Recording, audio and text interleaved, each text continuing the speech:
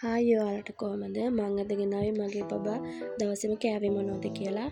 බබා උදේ 7ට විතර නැගිට්ටා. මං එයාට උදේ කෑම 7:45 වගේ වෙනකොට දුන්නා. අද උදේ දුන්නේ රුලන්. ඒත් බබා එකෙන් මේ චුට්ටයි කෑවේ.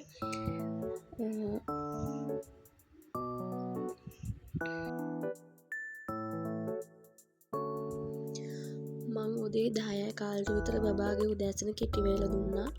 උදේටත් කප් නැති නිසා මම බබාට දුන්න චීස් කෑල්ලක්. බබා එක නම් ආසාවෙන් කෑවා. ඊට පස්සේ මම බබාට දවල් කෑම එක දුන්න 1:00ට විතර. බිත්තරයකුයි බබා උදේට කප් නැති නිසා මං බබාට මේ එළවලු ඔක්කොම දාලා එකට බතක් හැදුවා. බබා එකෙනුත් සැලකිය යුතු ප්‍රමාණයක් කෑවා. බිත්තරේ නම් චුට්ටක් ඉතුරු කරා. ඊට පස්සේ මම බබාට ඉවිනිං කෙටි වේලට මේ වෝටර්මෙලන් දුන්නා. බබා හරි ආසයි වෝටර්මෙලන් කන්න. ඒකෙනුත් කෑලි 2ක් ඉතුරු වෙන බබා ඔක්කොම කෑවා. මම බබාට රෑ කෑම 8ට විතර තමයි දුන්නේ.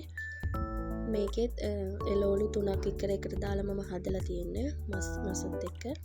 බබා එකත් මේ සැලකිය යුතු ප්‍රමාණයක් කෑවා. එහෙනම් මම තව අලුත් වීඩියෝ එකක් අරගෙන එන්නම්. මාව subscribe කරන්නත් අමතක කරන්න එපා. ඔයාලට බුදු සරණයි ජේසු පිහිටයි.